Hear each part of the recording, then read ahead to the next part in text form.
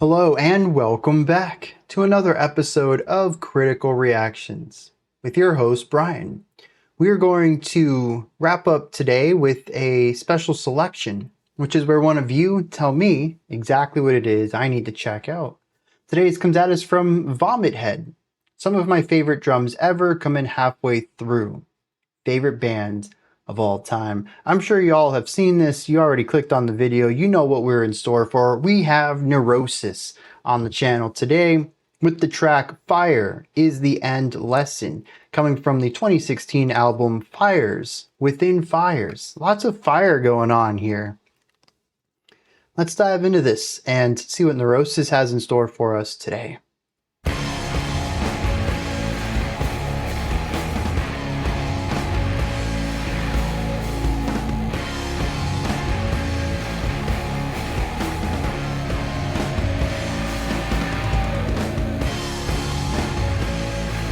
So not only do we have this rockier groove here, nice little metallic edge to it, but there's also a swirling drone in the background.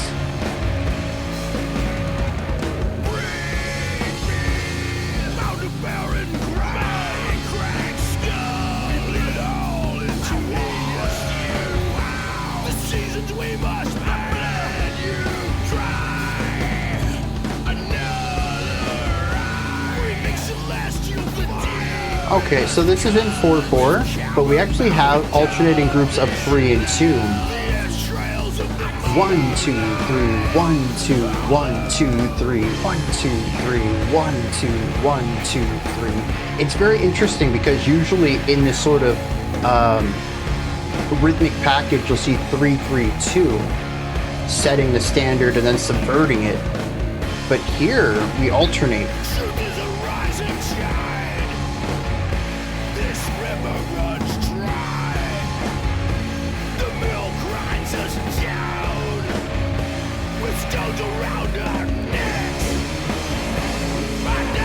Really big sound here.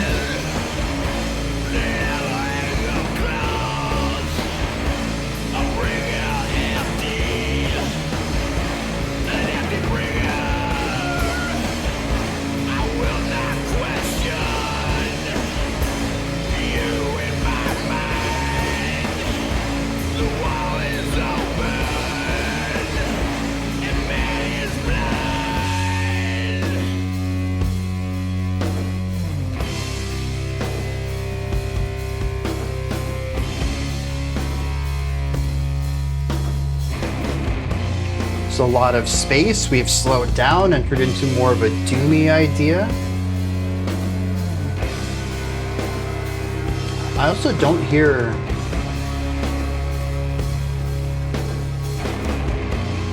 oh yeah, I was gonna say I don't hear a bass, but there is one. It's playing alongside the bass kick.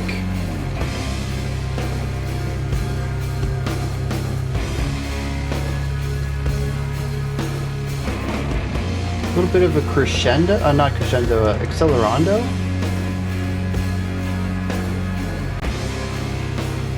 No, I don't think so. Yeah, the drums just get a little wonky with time in here, which is understandable. This is a slow section. This is interesting too because it's bringing a different emotion to the table.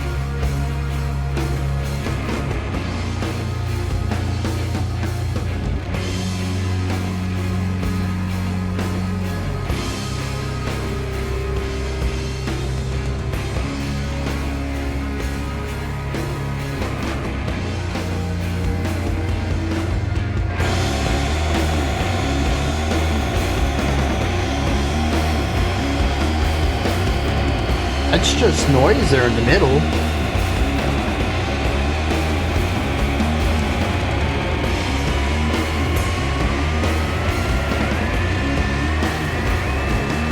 Oh, 1, 2, 3, 1, 2, 3, 1, 2, 1, 2, 3. So there's the 3, 3, 2.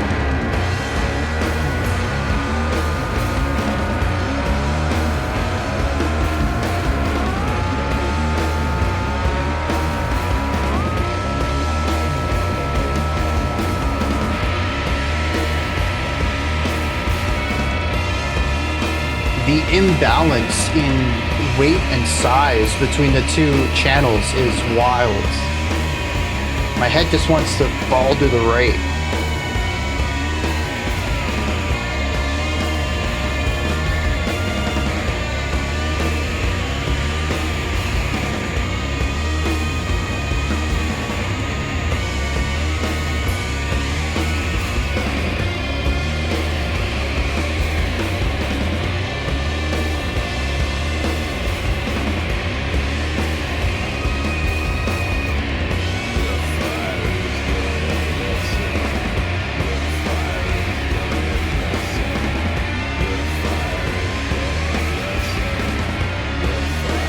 Very different vocal delivery here as well.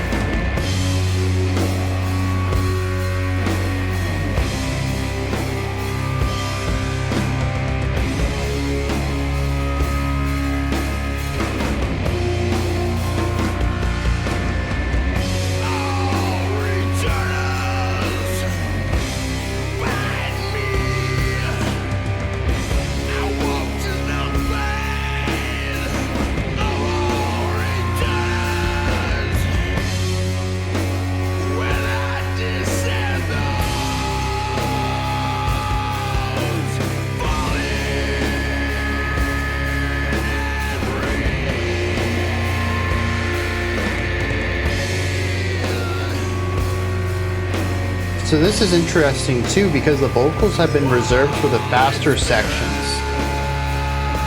The entirety of the last doomier portion was instrumental. We then brought in that lower spoken word stuff, sort of setting the tone for what vocals would sound like in this section, and then brought in the heavier vocals from previously in the track.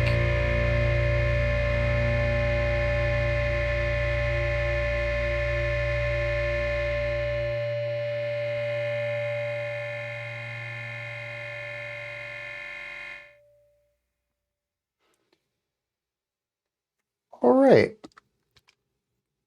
So I'm really trying to figure out what I want to talk about here. I think the first thing that I want to focus on is the rhythmic quality, simply because it is a little unusual. I think it's very cool that they took 4/4, pretty standard time signature, and they went for a subdivision. That's also pretty typical. There's a lot of ways to break up 4/4. You can split it right down the middle, have 2 and 2. Well, actually, we're working with 2-bar phrases because we're looking at 8 beats at a time. So you can split it down the middle, do 4 and 4. You can do 4 groups of 2. But a really common way to create a little bit of asymmetry in there is the 3-3-2. You set the tone of these groupings of 3, you solidify that expectation, and then you subvert the expectation by stripping one of those beats off. It creates this feeling of normalcy and then being shoved into the next bar too early. It's a feeling of tripping or lurching. It takes you to the next concept faster than you would have expected. We don't really get too much of that lurching feeling in here though, because so often, well, actually 100% of the time that we have this 3-3-2, it's in the slower, doomier section, and they really solidify this feeling of 3 notes that rise, 3 notes that rise, and then you just get the first 2 notes and start over. And it kind of creates a feeling of its own pulse. But generally, stripping off a note or a beat from a repeated phrase is a good way to create this feeling of moving faster or tripping or something like that. But here, though, we get a little bit of a subversion of that. We get a 3-2-3. It actually threw me off for a little bit. At the beginning, I was trying to figure out what was going on. You get the 3 and the 2, well, we're probably in 5, right? Yeah, we're not though, are we? Especially when you get the 3, the 2, and the 3. My next expectation is a bar of 2. We're in 5/4, we're looking at 10 beat phrases, but that's not how it goes either. And it took me a while to figure out that we were doing this 3-2-3 idea, which is interesting because the final 3 and the first 3 are going to create 2 groups of 3 and then followed up with a 2. It is the 3-3-2 from a different starting point, which completely shifts the perspective on it. But I think it worked really well here, and what makes it feel not as awkward or unusual as it could isn't so much about the music that's going on, but the vocals. Because what happens in the vocals is usually the first group of 3 is the center vocals. The middle group of 2 is the end of those vocals, sometimes even just holding that last syllable out for 2 more beats. And coming into it, so technically it would be on the and of that 1 in the middle group of 2 is where the left side vocals chip in and they kind of fill out those last 3 beats. So it's like having a 5 and a 3 column response, 5 call, 3 response. And it creates something that, despite technically being asymmetric and being 2 odd numbers, ends up feeling rather measured and kind of, in a sense, balanced, even though it isn't symmetrical. The guitars do help a little bit with this, as the riff itself is a bit on the simpler side and helps to solidify the pacing of this rhythm. The drums also help solidify the pacing of the rhythm by not being too complex, not throwing polyrhythm in there. There's a little bit of flourish, some drum fills, but for the most part, it's really locked into a nice static idea, something that keeps the backbeat of the song present while some of these more complex phrasing things go on above it. And it's a really great showcasing of creating something that's a bit unbalanced and pairing it with stuff that is balanced in order to create something that ends up balancing itself. We have too much on one side, we put too much on the other, and now there's no imbalance. They're perfectly balanced. And right from the start, I knew that we were in for something interesting just because of this first verse. But beyond that, I don't know that there's a lot of harmonic, melodic, or rhythmic things that I really want to bring up, because this song is, at the end of the day, an atmospheric one. It's really based on textures. We do have a couple of neat, more metallic riffs. We saw that in the intro. We saw it in the first verse, though I do feel like that was not a super melodic riff. It did have a little bit more to it. And then the other half of the track, though, is the doomier side, which is just 4 chords. We have some passing chords in there as well, so technically it's more than 4, but we're really just landing on these 4 chords that are at the beginning of the beats. So it becomes very texture-based, very atmospheric, very emotional based on the harmony of these chords. And we'll get into that in a second. But I do find that the textures of this song typically represent a weight. Whether it is the heavier drive of the verse or just the pure doomy aesthetic and slow tempo of the second part of the song, it always feels like there's a weight put down on the listener, and it feels like it drags. It's these big, massive tones with slower movements to their lines. And I think another thing that you can get out of this too is the bass guitar absolutely supports everything else. The guitars are massive. The bass guitar plays the root tone of whatever the guitars are playing. So it just supports that. It makes it even larger, helps it fill out the stack. It almost feels like the bass guitar is part of the guitar tone, even at places where it's just giving that bottom note of whatever chord the guitar is playing. But it's also in the shadow of the bass kick. And if you listen for the bass guitar, you really just have to listen for this low end rumble that is creating the harmonic foundation for the guitars while following the rhythmic flow of the bass kick. And it's kind of tucked in the middle of supporting both of these two separate ideas. but it fills out so much of the low end and makes it such a massive tone overall. Now, I mentioned the guitars are fairly large, and guitars in plural. We have the right side guitar, which is massive all the time. We have the left side guitar, which can be a bit thinner at times. It provides a counter in the doomier section that's a bit thinner, but even there in, I guess what we would call the bridge, I had mentioned that it's just so small compared to the sound on the other side that it's kind of feeling lopsided. Just my head wanted to fall in that direction. But then we also have a center guitar that absolutely balances everything back out. It comes in when this imbalance is too large, and it fills in all the space a little bit to the right because that instrument's already filling up so much space, but a lot of it to the left to fill in the gaps that that left guitar isn't. I find this to be interesting because we went over rhythmic and pacing imbalance, how phrasing works in here and how it's a little off kilter, but still works. And I think if we look at the production of the instruments, we'll also see this type of weighting imbalance as well. Even if we look at the tempo structure of this, we find a massive imbalance there. We have a decent tempo half the time, then we have a super slow tempo the other half. I guess it isn't quite as much as super slow and super fast, but it is a drastic difference, creating this imbalance in the general pacing of the song, how fast we get through ideas. Before we get into the emotional qualities here, the harmonic elements, I do want to look at one last thing that really stands out to me, and I'm curious what people's opinion is on this. There's noisy drone throughout a lot of this track. And I'll be completely honest, I don't get it. There are a couple of moments when I thought, oh, that adds a really neat texture to this moment. It elevates it. But most of the time, I just asked myself, what is it doing here? What is its purpose? What is it adding to the song? It just sounds like noise.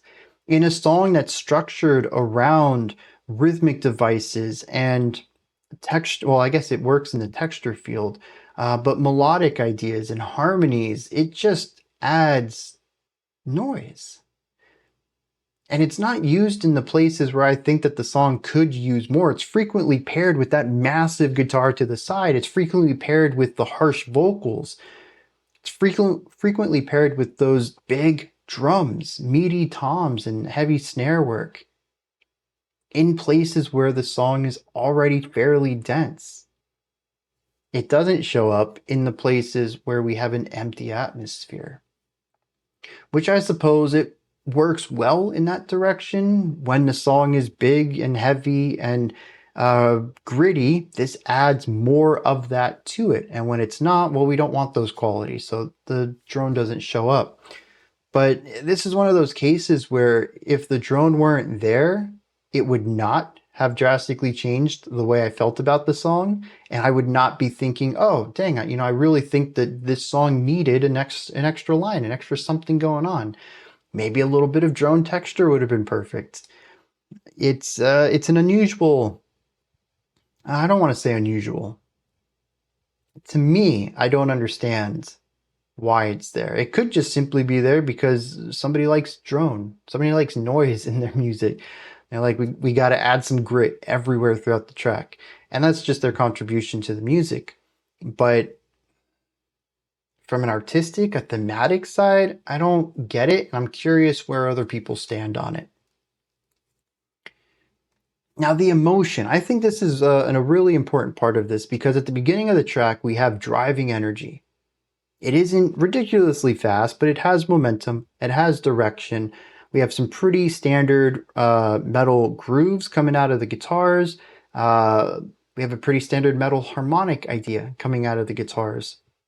The vocals, they're just growly stuff. I don't really get a lot of emotion out of that other than loud and maybe abrasive, angry, possibly. But so often in metal, That's just the texture the vocals go by. They don't necessarily have to introduce an emotional component. From this driving, possibly angry energy, we slam on the brakes and reside in this low end pressure. A lot of the high end stuff is removed, a lot of the atmosphere is removed. This is very open air section, but there's so much weight being pushed down by the guitars, and the four chords that we listen to have increasing dread to them. One thing I really think is interesting about that is that the chords rise in pitch, but harmonically they push more towards tension. I really like this duality. Once again, it creates a perfect balance. Rising ideas pitch wise, but falling ideas harmonically, and that balances out. It's both rising and falling simultaneously until it's perfectly balanced. But what I found interesting too was that the guitar off on the left, a little bit different, provided some optimism, a little bit of brightness. It could have been a little bit of the timbre, but I think part of the chords that they were playing also. It wasn't totally bright and optimistic, but compared to the rest of the heaviness and darkness in the song, it certainly was a stark contrast. For these two things to be played in parallel, simultaneously, with, of course, the left guitar being so much quieter, so much smaller than the right, you can certainly read into how the darkness is larger, more powerful, more prevalent than any sort of hope or optimism in this story. I think that's a really interesting way to look at it too, because when we think about the center guitar coming into play and overwhelming everything, creating this sonic balance between the sides by filling the left side more than the right, we can see this element of large, foreboding, heavy ideas completely squashing out any of that more hopeful writing.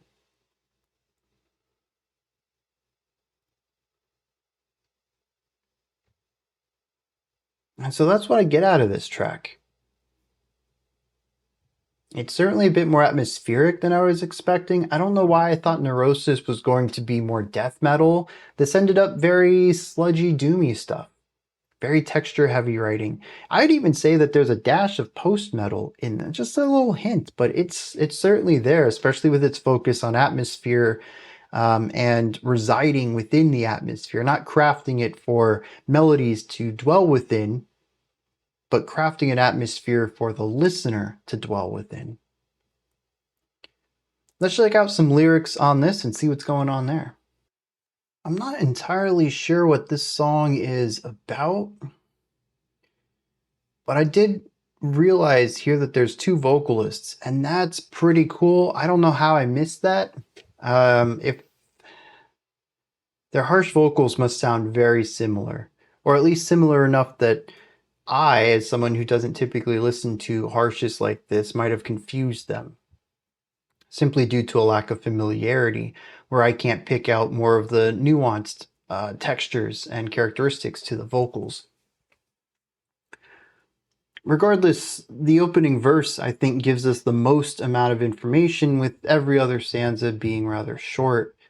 It says, "Bring me, bound to barren ground, my cracked skull, we bleeded all into the earth. I washed you out, the seasons we must bear, I bled you dry, another eye, reaping celestial fire. The deepest cut with cavern-mouthed dogs, with nothing left, the entrails of the mother lie. I keep love hollow." What I think is really interesting here is that most of the places where I placed a pause was a line shift, and almost all of these line shifts were the call and response aspects going on here. I think it's possible to read all of this as a single idea, but you can also take every other line and piece that together to its own thing as well, where it becomes a bit more of a duality of ideas being talked about. There's a lot of overlap, but it does seem to be about feeling empty and alone and purposeless, while some other power or force or presence keeps you held down, never allowing you to be your greatest, be who you're meant to be, or anything like that. The second verse talks a little bit of this, says that the river runs dry, the river of truth. It says the mill grinds us down with stones around our neck. Once again, kind of being beaten down here. The refrain comes in a little bit after this. The fire is the end lesson, repeated over and over and over again. The final verse says, I woke to the pain of all returners, while I descend those, fallen and breathe, walked in spirit. And this verse, I don't get. Unless this is supposed to be about death, descending, waking to the pain of returners, walking in spirit, maybe. But it's the fire being the end lesson. I suppose fire is destructive, it's painful, but fire is also life. So often fire is used as a visual metaphor for the existence of humanity. Fire is also a gift from the gods, it's power. It's power. Maybe the power and cruelty that our narrators at the hands at, having their humanity removed from them.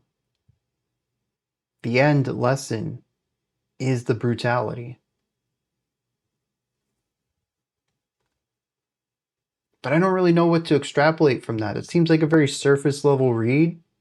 At best, maybe they're talking about life, just kind of being a series of negative events, being beaten down, worn down, grinded down until the end.